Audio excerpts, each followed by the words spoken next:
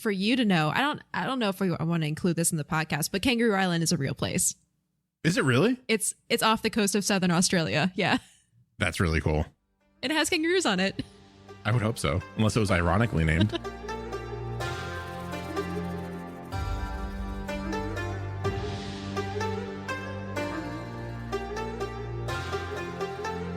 Hey everyone, and welcome to yet another episode of Avatar, the podcast. I get very... The podcast. I get very, I have that, tone now. I can't say it normally. Avatar, the podcast. The podcast. I'm BoosterGreg, and to my virtual left is AcornBandit. Hello, I'm AcornBandit. Hello. This week we will be discussing Book 1, Chapter 5, The King of Omashu. Or as we like to call it, Boomy, you hardly even know me. Oh, I love that. It's Laugh so track. Good. Before we get started into the content of the episode, there's a couple things that we wanted to shout out real quick. Yeah, we just want to thank everyone for engaging with us on Twitter and YouTube, hearing from you and hearing how excited you are about the show and your thoughts about each episode has been so great. So please keep that up. Yeah, and we have been recording these episodes a little bit into the future, just because we're so excited. It takes all of my self-control right now to not just watch the next episode and then get all of my facts mixed up. So we're going one at a time, week by week. So when you're listening to this, the podcast just went live with the first episode. So it's a very, very exciting time. And I just want to echo what Acorn said and just say that we super appreciate all of the kind words, all of the support, literally everything, even just clicking the like button on a tweet, which you may or may not get one of my GIF tweets. We'll see if that happens. But it's all just super appreciated, and it really does mean a lot to us. This is a community experience, so hearing from you, the community, just makes it that much more special. Yes, absolutely. I know Acorn, there was a mention or two that really kind of resonated that we want to just kind of point out and say thank you to. Yeah, special thanks to Rosie Games for letting us know that she listened to the trailer of the episode and she can't wait to listen to more. What? Is she listening to the right show? No, I'm just kidding. That's there's also one from Feline Films who said, if you're rewatching Avatar: The Last Airbender, you should definitely check out Avatar, the podcast. I've only listened to a very little bit of it, but it's definitely something I'm going to follow to the end. Feline Films, thank you so much. And we hope you stick around for many. How many manys do I have to say? 63? For this one? About 63, 63 manys, more episodes. Awesome. And also for those of you who are unaware of this, our YouTube page is up and running right now. So remember, if you want to see just a little something visually while you're listening to this experience, or maybe you just enjoy watching or listening to podcasts on YouTube, we are on there. You can find us. Absolutely. And with that, episode 5, The King of Omashu. This episode, just wanted to mention this real quick, was written by John O'Brien and directed by Anthony Loy. And I did notice there are a couple different animation studios that work on Avatar: The Last Airbender. So this one specifically was done by DR Movie Company Limited. So let's just dive right in. The gang arrive in the Earth Kingdom at the city of Omashu. Aang reveals that he used to come here all the time to visit his friend Boomy. Sokka and Katara are awestruck by the large city, noting how they do not have any cities like Omashu back home. And Sokka even comments they have buildings here that don't melt. It's like a big novelty for him. It's great. That made me laugh out loud. It made me too. I was drinking coffee and I almost spit it out of my nose, which is for coffee, not a great experience, but no. Lesson learned. Don't drink anything hot while watching Avatar: The Last Airbender. Aang wants to get to the city as soon as possible, but Katara warns him it could be dangerous if people find out that he is the Avatar. Sokka agrees with his sister and suggests a disguise, to which Aang jokingly asks, "What am I supposed to do? Grow a mustache?" Using some of Appa's shed fur, Aang puts on a makeshift wig and fake mustache. Aang complains that the fur is super itchy, and asks how Appa can live in this stuff, to which Appa snorts in Aang's face. Just as like a little airbend gust through his nose. It was great. There's no like boogers in this one. Appa's gotten cleared out. It's arid. There's nothing like kind of gunked up in there. It's not like he's been sleeping in an ice ball for 100 years. Exactly. Ew. That just made that much more gross. Oh, gosh. It's 100-year-old snot that got on Sokka. Ugh, okay. Anyways, sorry. Sokka comments that Aang now looks like their grandfather, which prompts Aang to use his staff as a walking stick and adopts an old man persona. He's way too good at this. It's like he's been preparing his entire life for this one moment. And actually, if you think about it, I feel like little kids are probably the best at exaggerating the features of older people. Yeah. So it was completely in character. I loved it. And he was so good at it. I also wonder if it's a little bit of a release for him, as we'll find a little bit later. Aang tells his friends that Omashu is one of the friendliest places in the world. However, as they approach the city, they witness guards at the city wall giving a cabbage merchant trouble for trying to bring rotten cabbages, quote unquote, beyond the city walls. The guards then earthbend this cabbage-filled cart into the valley below. And then we have our first ever sighting, whatever you want to call it, of the cabbage merchant. Our first cabbage tragedy. Cabbage patch tragedy. The merchant yells, "No, my cabbages," which is something that we will come to know him by, almost like a tagline. Aang instructs his friends to keep smiling as they approach the very same guards.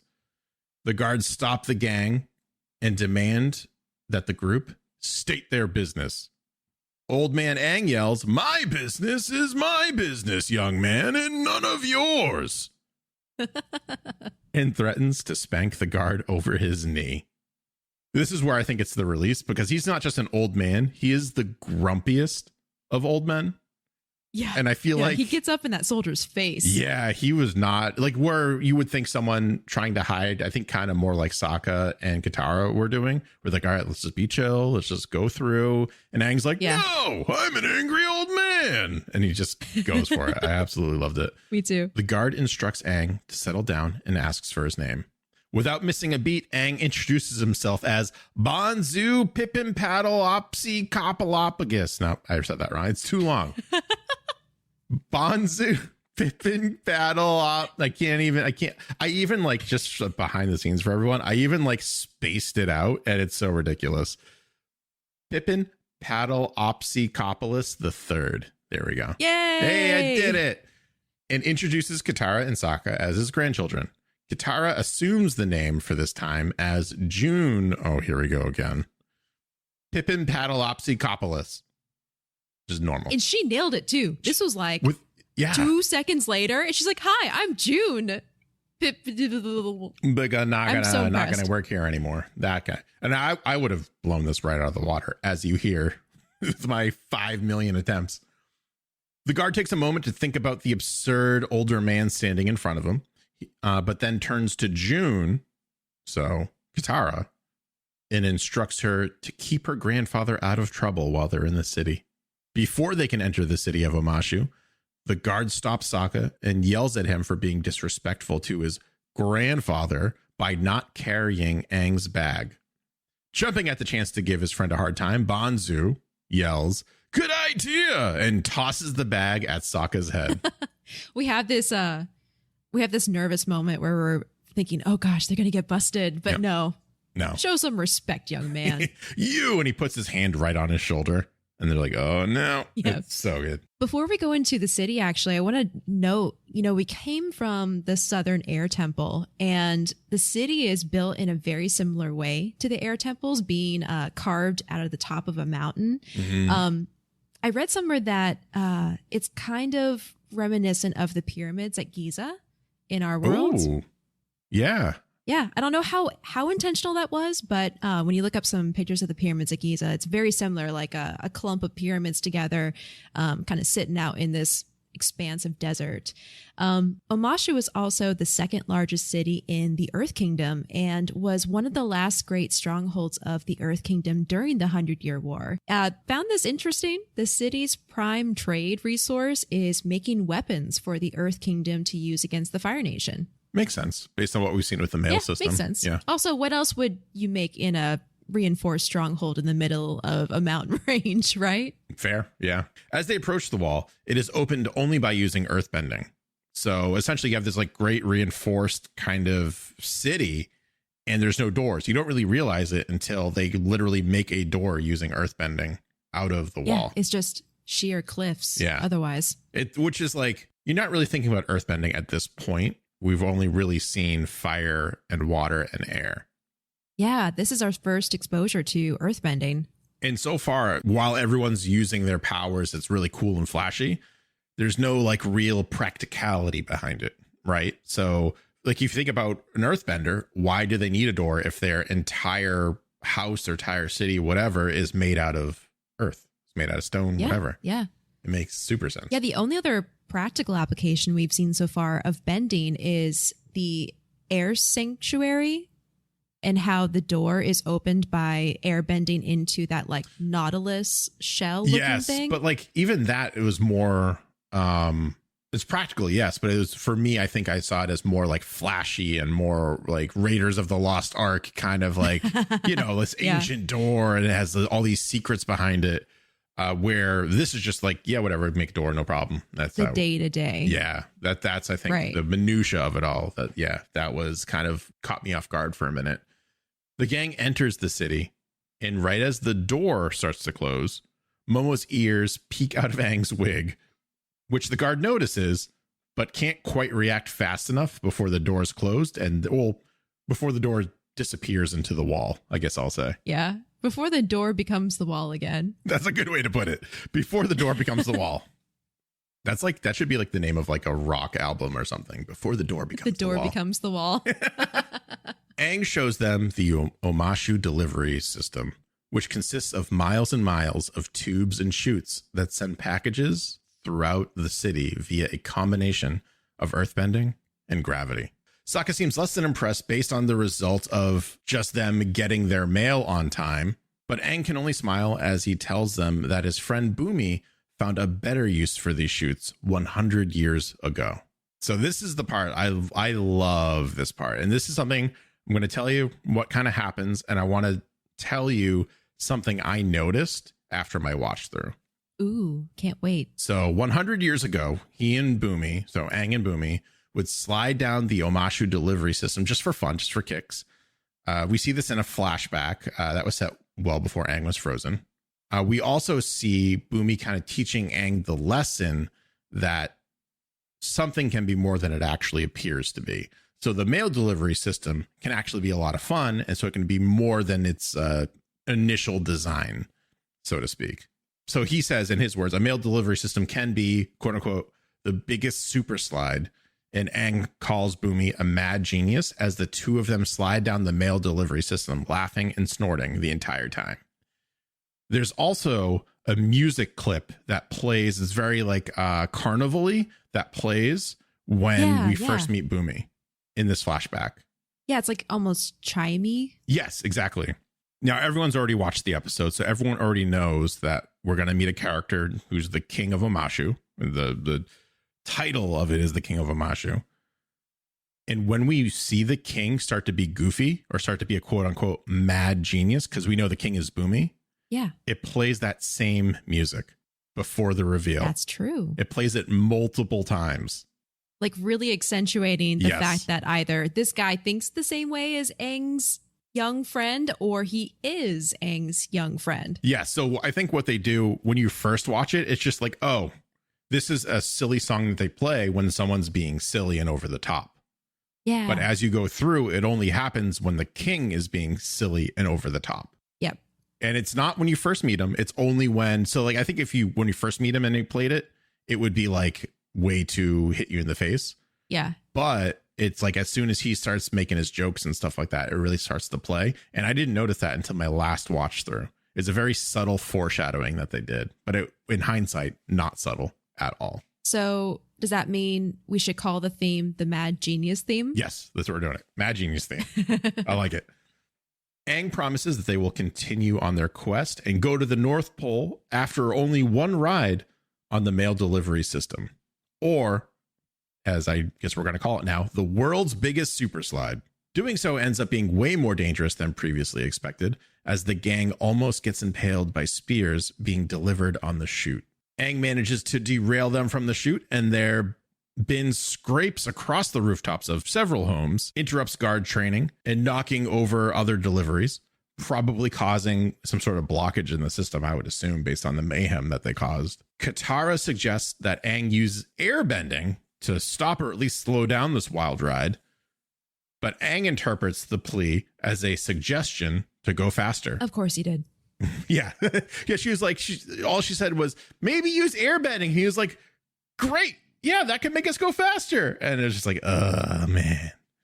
Someone's heart's going to give out on that cart. I was starting to get anxiety watching them go even faster down the chute. I'm like, no, careful. Yeah. And I think Sokka's only screaming in the back at this point. He just can't contain himself. The wild ride ends after crashing into the very same cabbage merchant's cart, destroying the cart and the vast majority of his produce. The merchant angrily exclaims, "My cabbages! You're going to pay for this." I gotta say, yeah, that whole adventure down the slide, out of all of it, my favorite part, and probably one of my favorite parts of this episode, is when their little cart lands on the ground and it freezes and it goes ding, and it just shows Aang flying out of the cart, Katara getting kicked in the face, Sokka flailing with his tongue out, and this right after the soldier's like, "Men, you're going off to combat soon. It's important to be prepared for anything." Like no one was prepared for any of it. Everyone is thrown off guard. Yeah. The gang is surrounded by guards and are arrested on the spot and are immediately brought in front of the king of Omashu for judgment. The guard announces that the group are being arrested for vandalism, traveling under false pretenses, and malicious destruction of cabbages. That's the malicious destruction of cabbages cracked me up. I feel like the cabbage merchant was just so vocal that they just had to put that into their sentence, because we saw the guards not care about the cabbages before, right outside the city. Yeah. I feel like they're just like, whatever, we'll just shut this guy up real quick.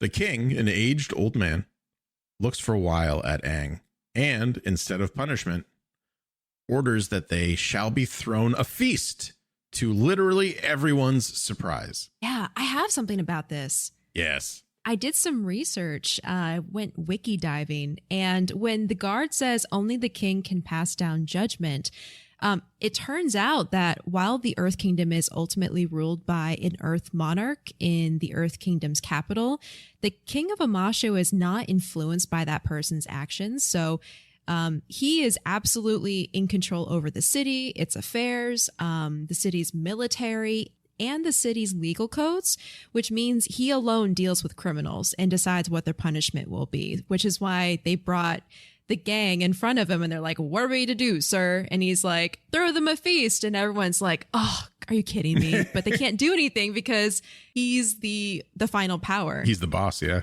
You can't go against him, which I think is actually very interesting that there isn't a mutiny. Like this crazy old man king who's doing, I would assume he does these eccentric things all the time. Oh, I would think so. So they're probably just like, or maybe they're thinking like, well, this isn't the worst thing that's happened. Yeah, you would think that eventually the city would get tired of this eccentric king. But I mean, at the same time, near the end, we see how powerful he is. Yes. So maybe they're ultimately afraid. I don't know. Yes. Yeah. We definitely have like a Master Roshi situation going on here. Yeah. During the feast, the king, who is revealed to be a little eccentric, maybe I'm kind of downplaying it by saying a little, but the king tries to make Aang eat some chicken, to which Aang declines because he's a vegetarian. I had to look into this because I was like, is he vegan or vegetarian? He's definitely vegetarian. Okay. I said in the first episode that he was vegan. Yeah. Probably over assuming with him being a monk, but yeah, definitely vegetarian. Well, also we have to imagine, we have to take into consideration that it's 2005 when this episode aired. So at that point, I don't think there's much culturally here of a distinction between vegans and vegetarians. Or maybe they're just like, you know what, if you're one, you're kind of the other. So whatever, who cares? Like, this is the more prominent one, or the more, I don't want to say prominent or accepting, but I feel like people at this point knew more about vegetarians than vegans. Yeah, I think that's safe to say. I think people had more awareness around vegetarianism than veganism back then, because even in like the last, I don't know, 5-10 years, even the foods available for vegetarians and vegans has increased exponentially. You have all these options now. Yeah, absolutely. Yeah. So I think maybe they did want to make him be a vegan, but they just said vegetarian because one thing or the other. But he's vegetarian according to lore. According to canon, that took me about like 15 minutes to properly, because I wanted like 5 sources that all agreed with each other, and it happened. The king then asks Aang where he hails from. In order to protect his identity, he tells the king that he is from Kangaroo Island, to which the king exclaims that he's heard of that place and has also heard that it's really hoppin'. The cough in the background at this part slays me. Oh my gosh. Like this poor guard in the background is just like subjected to all of his jokes. And he's just like and into complete silence. And then Sokka yells. So it goes joke, cough, silence, laugh. So it's like this really delayed laugh. And Sokka's just like, what? It was funny. Sokka would find it funny. That's his kind of joke. Yeah, so something about the chicken. We know that this king is Bumi at this point, because we've all seen the episode and we're talking about it now. So when he was a kid, Bumi thought outside the box a lot and came up with these crazy solutions or alternative solutions for things. So I love that at this feast, we get another example of his solution for the people of Omashu getting fat from too many feasts. Yes. It's not cut down on the feast. No, it's serve skinless chicken at the feast. I didn't even pick this up. That's super genius. So they think they're eating the same amount of food, but they're actually consuming less calories. And also the skin of the chicken is said, while the most delicious, as I know, is also the worst for you, as my wife tells me consistently. So he's like, all right, we'll take away the thing that's worse for them and also less calories. That should help. Wow. Yeah, that's the solution. Not cut down on feasts or cut back on feasts. It's let's just like modify the menu a little bit. But that's like really smart. Cause like, I guess. No, cause like if you're eating something and I'm like, you can't eat that anymore, or you have to eat less of that, you're probably going to tell me, no, screw you. Like, I'm going to eat what I want. But maybe he only offers skinless chicken. Yeah. So by that way, he's like, yeah, take as much as you want, whatever. And some people will be none the wiser. Yeah. You know what you're basically speaking to? That corner of Pinterest that's dedicated to like 4-ingredient chocolate chip cookies, 3-ingredient pancakes, healthy for you. Like that's essentially Bumi. He's like a Pinterest guy off on the side offering these like unique DIY solutions. I feel like I relate to Bumi too much now. I feel like. Do you relate to his headdress too? Those crazy feathers. Oh man, I don't know if I would ever rock those, but his train of thought is just is sound to me. I don't know. Am I alone? Let us know in the comments. Yeah, I did read actually about that headdress. I think they got inspiration from a legendary Chinese general, Lu Bu, who most recently I've first heard about him in an Overwatch event, actually, for the Chinese New Year. Oh, yeah. But Lu Bu also had 2 giant pheasant feathers in his headdress, and it was apparently common for high-ranking ancient Chinese officers and generals to wear that kind of stuff. So I thought that was cool. You see those nods everywhere throughout the Avatar world, kind of things based in real-life fashion or real-life culture. Love that. Yeah. Speaking of things kind of based off of real world, earthbending itself, I did some research. Yeah. I actually was like, what is this based off of? I want to know. It's based off of the Hungar system of martial arts. So it's a mix of tiger and crane animal styles. It generally uses deep low stances like a horse stance or strong hand technique. Hungar is one of the more external styles and also practices some more internal movement. So it has an emphasis more on having firm, solid stances. The more connected to the earth one is, the more power they will have, is the kind of general thought of it. Hung is the family name, which also means to stand firm and tall with integrity. Toph is the exception. Yes, I can't wait till we get to Toph, because there are so many parallels here. There is so much to talk about with Boomy and Toph because reasons. We're going to get into that. Boomy also really quickly means earth in Malay, Indonesian, Tamil, and several other Indian languages. Yeah, I found that too. It was in several Indo-Iranian and Dravidian languages, apparently. That Boomy means earth or land, derived from Sanskrit. But what's super fascinating is later in this series, when Boomy comes back in, his name is apparently on a letter, and they had to transliterate it into Chinese characters, which means it sounds the same, but the meaning changes. And it changes apparently to Chinese characters that means to spread rice. Of all things, right? But it still fits so perfectly with his character. It's just like, it means this random thing, like to spread rice.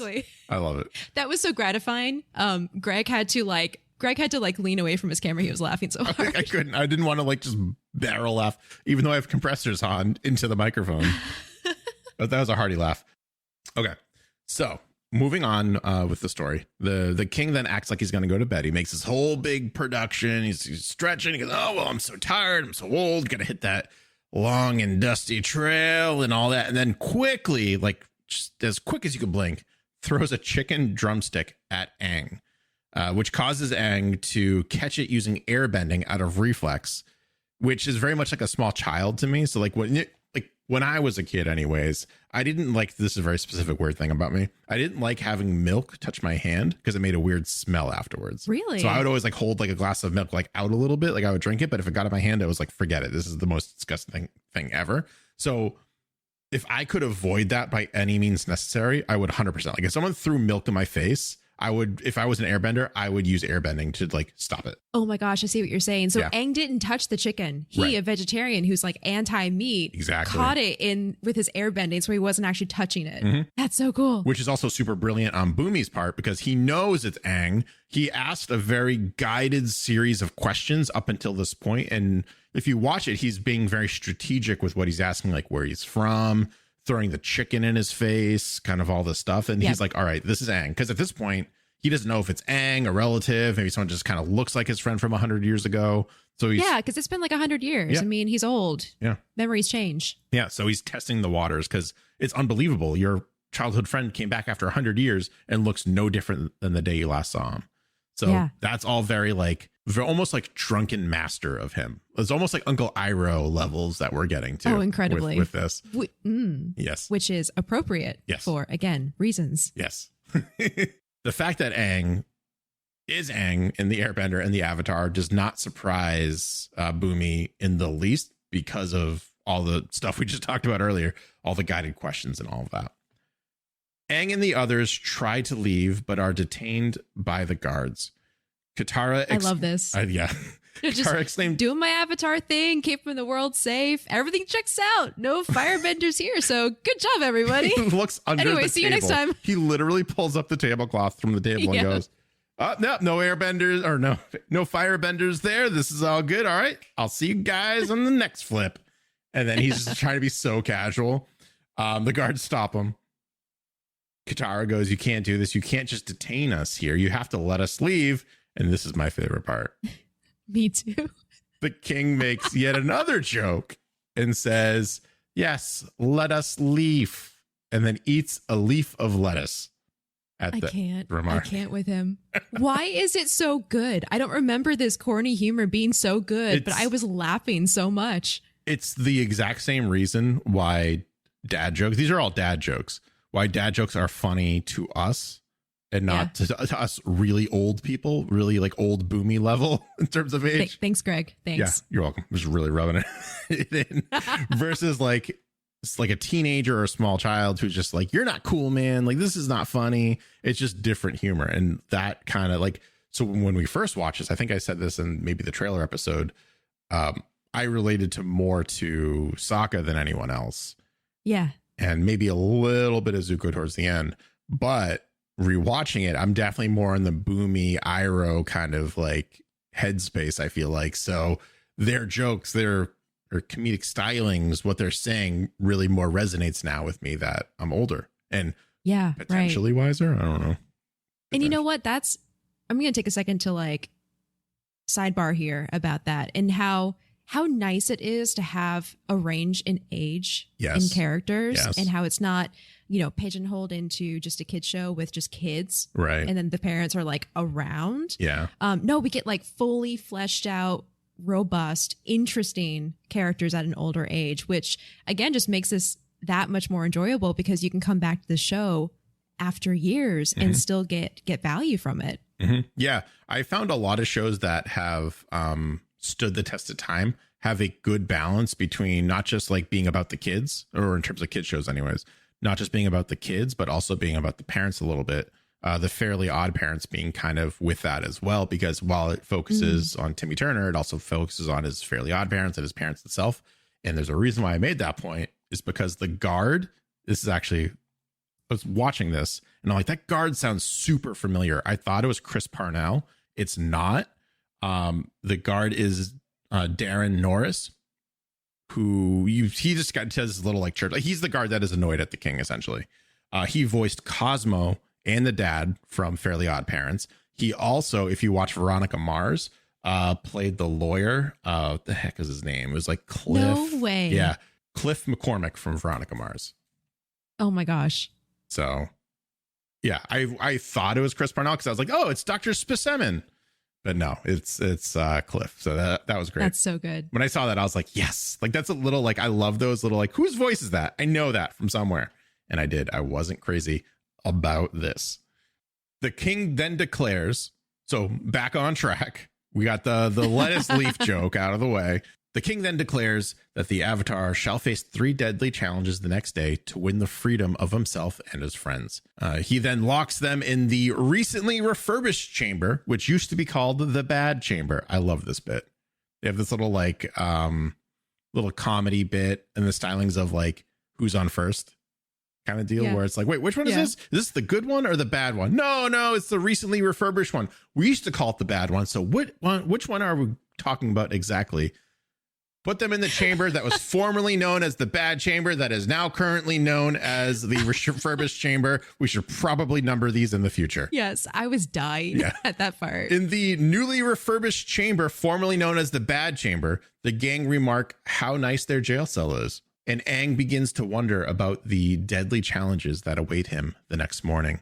Team Avatar try to form a plan of escape that involves Momo fitting through a small hole, but Momo has been gorging on fruit and food this whole time and skinless chicken.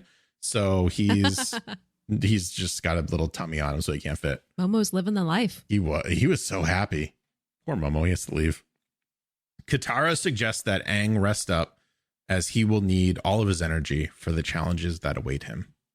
The next day, Aang wakes up and finds that Sokka and Katara are missing. The king holds them hostage and promises to return them once the challenges are completed. Aang threatens the king and demands he return his friends immediately, but the king brings forth Sokka and Katara and has rings of Genomite placed on their fingers. Yeah, I liked this. Do you remember as a kid, sometimes the implied danger was worse than actual danger? What do you mean? Because it's kind of creepy to put this ring on your finger and have it implied that it's going to keep growing until you're consumed. Like as a kid, that can be kind of scary. But that was the kind of stuff that I liked as a kid because it creeped me out. And it was something that kind of like lingered in my brain. As an adult, that's scary. Yeah. As an adult, it's not just as a kid. As an adult, someone's like, here's this. So what's the game Hellblade, where like you have this scar, and as every time you die, it grows and grows and grows and grows up your arm until it like gets to your head, and then you're permadeath. Oh wow, Hellblade anime or no, the game Hellblade: Senua's Sacrifice, I think is what it's called. Oh, I haven't played that. Oh, it's super messed up. It's really good. It's really, really good, but it's very mature. It deals with schizophrenia in almost like a primal time, almost. Oh, it's not wow, primal, that's interesting. I can't remember. It's really cool. Anyways, besides the point. But it's very much like that. It's like you have this thing creeping up on you. So while you're trying to fight, it's also like, oh, that's also a factor. So yeah, like I see what you're saying with the Genomite. It just slowly creeps up and consumes your entire body. Yeah, that happens in Princess Mononoke too. Oh, with, his demon mark. Yeah, it's like the same deal. So we learned that the Genomite is also known as the creeping crystal because, as we said before, the crystal will grow up or creep until it covers the entire body. We learned that only the king can undo this process. So he's basically like, you got to do these, and then like you do these 3 challenges, I'll take off the creeping crystal, no problem. The creeping happens very quickly, and the king informs Aang that they will be covered by nightfall. For the safety of his friends, Aang agrees to undertake the king's challenges. For the first challenge, Aang must retrieve a key hanging from a chain within a powerful cascading waterfall. The force of the water is way too powerful for Aang to simply dive in or airbend or any of his normal tactics. So what he does, which is actually very ingenious, is he kind of uses his environment to help him out. So he gets a stalagmite and literally just pierces the chain that the key is on, aims it in a way that it goes right over Bumi's head or the king's head. So yeah, love it. I love, like, I know this is all the point of all these challenges, but I love this one specifically because he really did have to think super outside the box in a environment or a situation where he normally wouldn't. The other 2, I can finally, like, I can kind of see, like, he's like, yeah, I didn't expect this, or like, you know, he figures it out a lot more quickly. But this one was like his biggest challenge, I think. Yeah. I also like the contrast between him having to be serious and solve this actually kind of deadly thing, and Bumi's over there like, can you please retrieve my key for my lunchbox because I'm hungry. Yeah, just like the difference between the casualness of Bumi versus just Aang's determination is very interesting. Yeah. Also, Bumi knows that Aang's not going to actually hurt him in any way, which is kind of a bold assumption considering he hasn't seen him for 100 years, so he doesn't really know what Aang's been going through. So the second test, Aang must return the king's lost pet Flopsy to him. Flopsy. So when you literally, I tell you something's name is Flopsy, you think of a cute bunny, right? Yep. I think that's just universal. Aang thinks the same thing. So he sees this cute bunny kind of in the middle of this, not like arena, but in the middle of this like area, and starts to chase it, assuming that it's the king's pet. But a large goat gorilla bunny thing appears and begins to chase Aang, which is also, I think this is the first notable hybrid animal that we've seen. Yeah. Well, I think that's interesting because the penguin was visually hybrid, but called a penguin. Right. And then other than that, I think this is the first thing that we've seen besides the penguin that's an obvious hybrid. Well, the penguin too wasn't like, it looked different, but for me it didn't like scream hybrid. Yeah, in the way that like a chimera would be a hybrid. Yeah. It's just it had like an extra arm or something. Yeah, it had like extra wings or whatever. Yeah, flippers. Yeah, exactly. Where this is just like the body of a gorilla, the horns of a ram or a goat, and bunny ears. And it was the size of a gorilla. So this is like the first, for me anyways, I could be wrong, but the first notable just like chimera-esque creature that we've seen. Mm-hmm. The rabbit escapes into a small hole in the wall. And as the monster closes in, Aang suddenly has an idea. He turns around and says, Flopsy. The monster instantly picks up Aang and snuggles him. And so like just turns it as like this melting, just not melting, literally melting, but this like snuggle bear melting, like just like they're all of a sudden snugs. Like the cutest love sponge. Yes, thank you. Flopsy then returns to the king, who rubs Flopsy's belly. And Katara, at this point, just so everyone's kind of aware of the time, Katara and Sokka are almost completely encased in the crystal. And Aang demands the final challenge begin. Mm-hmm. The final test is revealed to be a duel. And as a special treat, Aang is allowed to choose his opponent. You have the first opponent, who is kind of like a a murderous looking bandit or a rogue type. Yeah, like an assassin rogue or something. Yeah. The second one was a barbarian, this big barbarian dude, almost like out of Mad Max, almost just like steps out. He's not wearing a lot of clothes. It looks like he's got, I think he has a giant axe as well. Both looking very wicked and deadly. Just in their own way. Aang looks at the two fighters in front of him, which are on either side of the king, just as a visual, points at the king and says, I want to fight you. The king kind of smirks and informs Aang that he chose poorly. And we see this almost transformation happen with King Bumi, where he stops slouching, he takes off his robe, and he's just like this ripped, still kind of slouched over older man. He's like that older man that you see in like YouTube videos, which is like, I'm 60 years old and I'm in the best shape of my life. And he's like jacked. if you watched or saw the picture of J.K. Simmons when he was getting ripped to be Commissioner Gordon of all people for Batman or for Justice League. Yeah, there you go. It's literally that. And also something that's really kind of grossed me out. His armpit hair was green. Yep. So it was like mossy armpit hair is what I read that I think as. it was the lighting, to be fair, because the palace had this really weird lime green lighting everywhere, which I didn't understand. No. But yeah, very prominent spiky armpit hair, which was so like, oh, okay. Also, this is for you, Greg. Yes. I was reading that Bumi's transformation from that seemingly feeble old man to a powerful fighter is similar to the transformation Master Roshi from Dragon Ball went through during the Kamehameha wave. Yes. Yeah. I remember that one. I thought of that too. That like there's a lot of parallels between Bumi and Roshi. I love it. I love it so much. Yeah. Where was I? I have to be better at finding my place after I go on rants. If you click on the cell, it'll highlight it. I know. I have to actually just do that instead of just going off. Yeah. The king launches Aang off of the balcony, overlooking the arena using earthbending. The king claims he is the most powerful earthbender Aang will ever see. Aang realizes his mistake and asks if he can fight the guy with the axe instead. But it is too late, as there are no take-backsies in the kingdom of Omashu. What if that's like a law? If that's not a law, there has to be a law. Like I can just see him just being like, oh, the law states. Or King Bumi with that guard. He's just like, write this down. Law number 4,502. No take backsies. In the kingdom of Omashu. And the guard's like, The king has Aang's staff returned to him, and the battle begins. And he even says something like, you might even need this. Yeah. It's almost like there's two ways to look at it. It's almost like a helping hand, if you think about like in hindsight, but it's also like a taunt to be like, oh, you can have this back. I'll beat you anyways. Mm-hmm.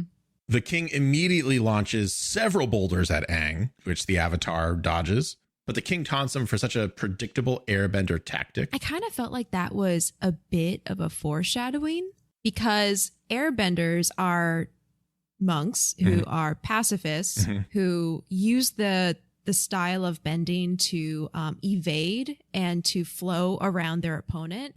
And so Bumi actually said, like, okay, you can keep evading, but at some point you gotta respond, you gotta attack. Yeah. And so I feel like it's kind of a combination of Bumi inadvertently teaching Aang a really important lesson that eventually you have to strike, you have to make a decision and make a move. But also it's a bit of a foreshadowing to how Aang has to change his perspective when it comes to learning other styles and other bending. Yeah, that's actually, that's a good point. I wasn't even thinking about that. I thought it was just like, he's just being a clown and just being like, yeah, you're just going to evade all day. I know how this is going to go. That's wow. And that's, I feel like that's also kind of layered into his mad genius quality, because he's teaching Aang these really important lessons under the guise of like making him go through these just crazy challenges. Yes, absolutely.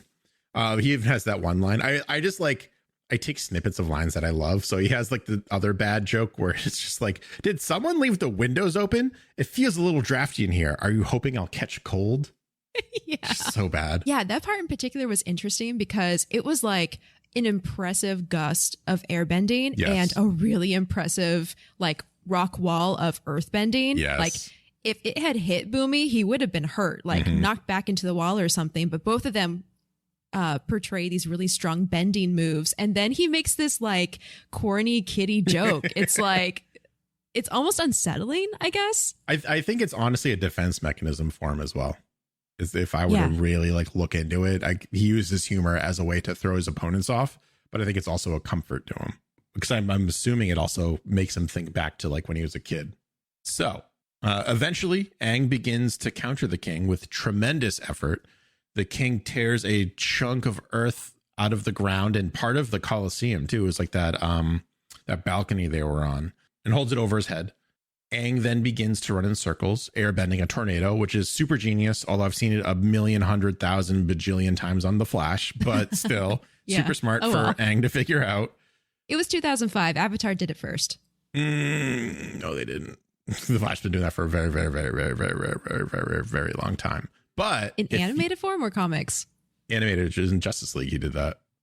And in the comics too, yeah. You can't just discount something because it's in the comics.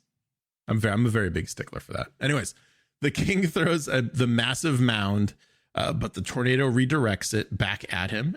Boomy cuts it in two, but Aang appears out of the dust and pins the king with his staff. Yeah. Again, like crazy bending. He threw this giant like balcony at Aang. It gets ricocheted back at him. And then all he does is like puts his hands together and parts it into dust as it hits him. Like, oh, he's a bending beast. Mm-hmm. And then when Aang kind of like jumping through the middle of it to pin Boomy down is still very like Dragon Ball-ish for me in terms of a fight. Like I feel like they've done that before where they throw like the spirit bomb at them or whatever, spirit ball, then they just kind of like have a counter attack on the other side. Yeah, strike a move. Yeah, I really like that. The king concedes defeat, but before releasing his friends, requires the Avatar to figure out one last challenge. He asks, "What's my name?" I love how Katara helps here. She like walks Aang through it. Yeah. Just like jumps right in. Okay, what do we know? What'd you learn? Yep. As like the creeping crystal is still like growing. And then like up the side of her head. Yeah. And then Sokka's like, I know his name. It's Rocky because there's rocks everywhere.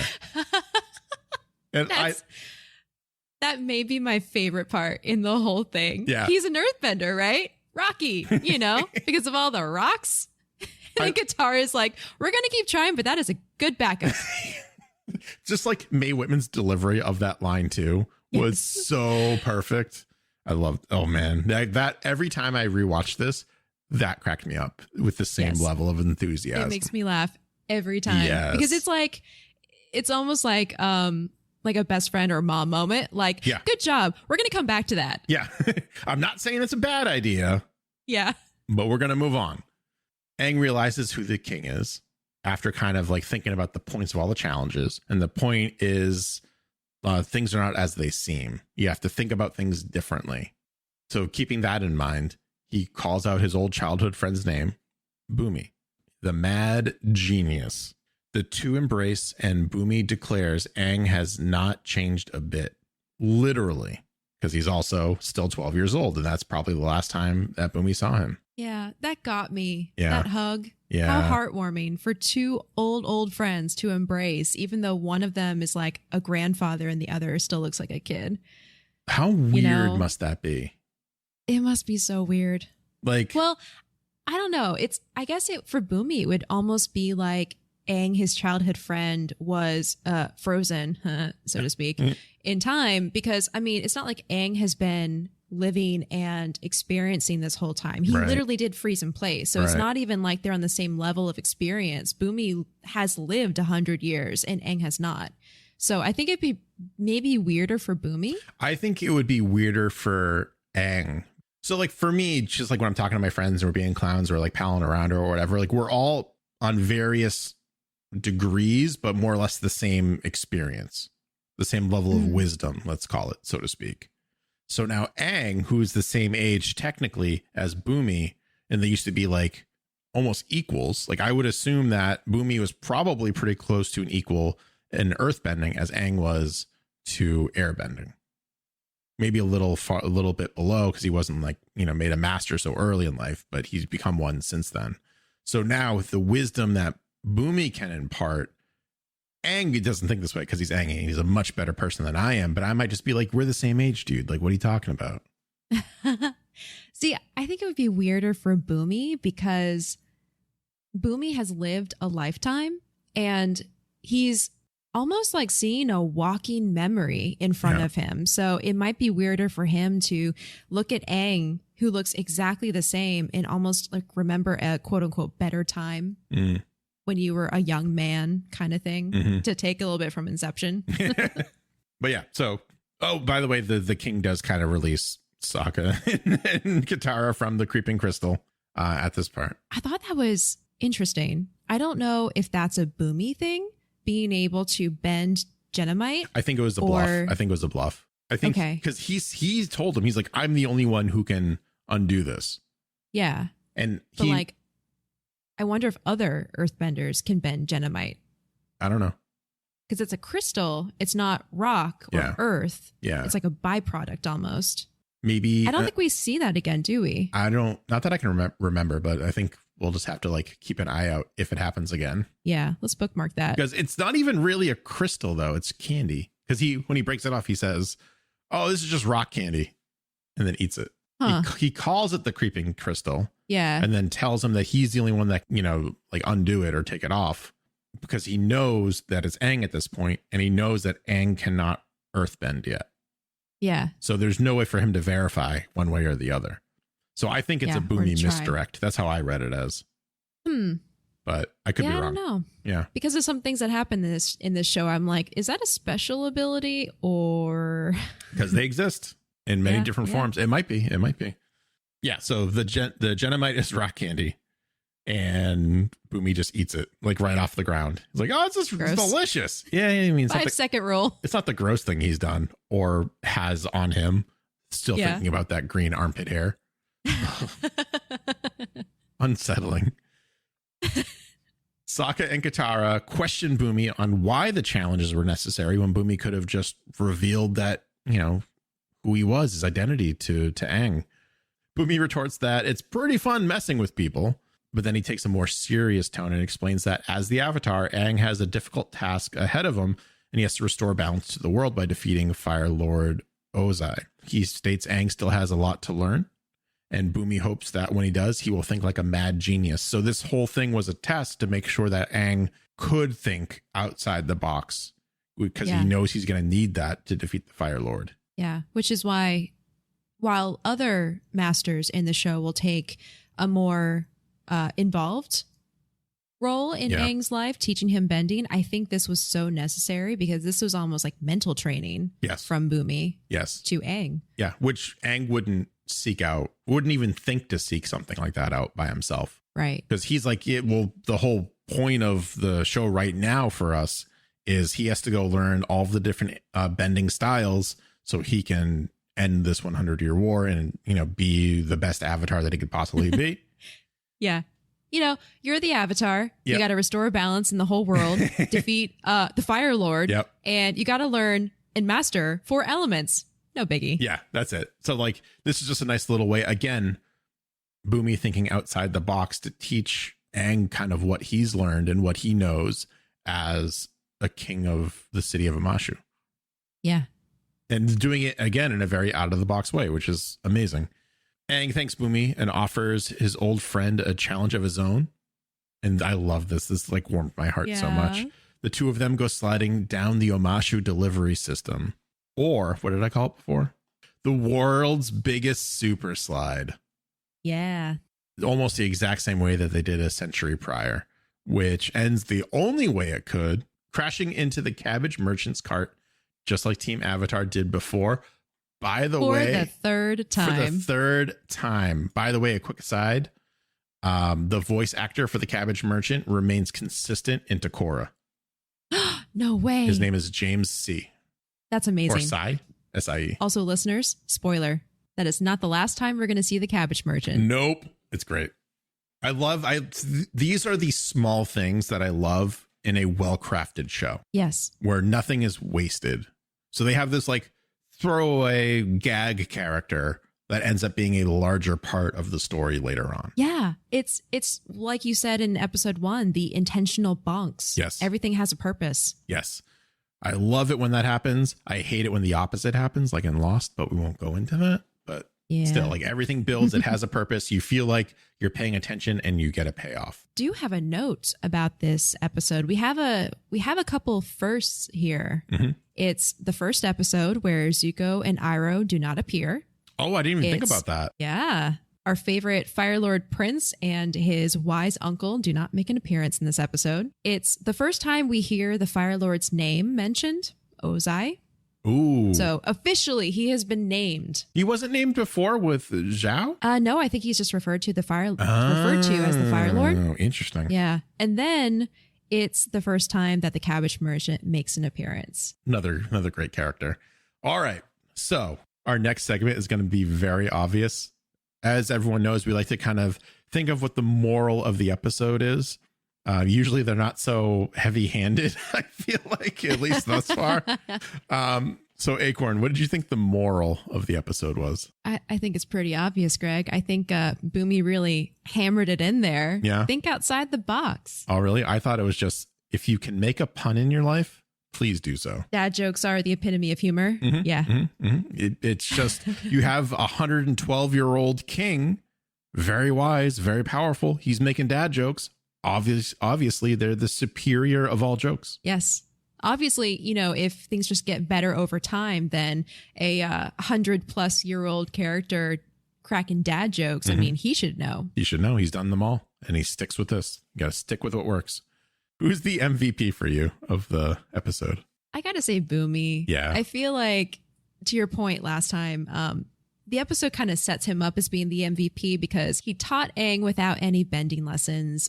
He has a great fashion sense. Yep. Obviously, like that one purple getup. I mean, come on. I didn't even mention that. He's just like, what do you think of the first challenge? What do you think of my new coat or my new robe? And he's like, it's fine. Is that really a challenge? Yes, but not the deadly challenges that I was referring to. Yes. Boomy also has the uncanny ability to think outside the box, as we saw in multiple ways. Yeah. His brain is open. His brain is an open window to possibility. And plus, he's the self-proclaimed strongest earthbender in the world. So I don't know what else says MVP. Oh, I do. Than that. I do. Oh, let's hear it. Who's your MVP? The unnamed guard that had to listen to every single one of Boomy's jokes in the background. That's the real. Oh my God. I think that's the real hero of this story.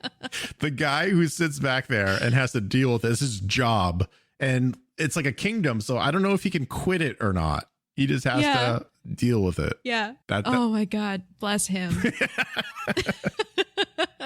All right. And I think that's just all of the time that we have for this episode of Avatar, the podcast. Remember, you can always email us directly if you want to let us know who your MVP is or what moral you took out of the story.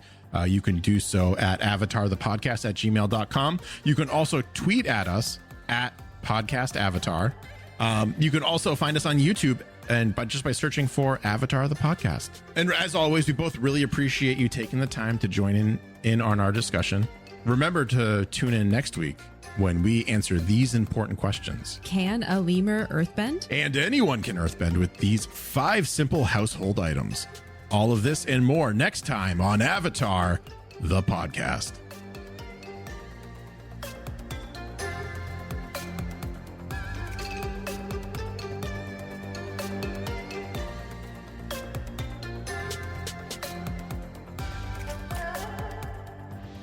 Avatar, the podcast, is a proud part of the Geek Generation Network. Remember to check out all of our podcasts at thegeekgeneration.com.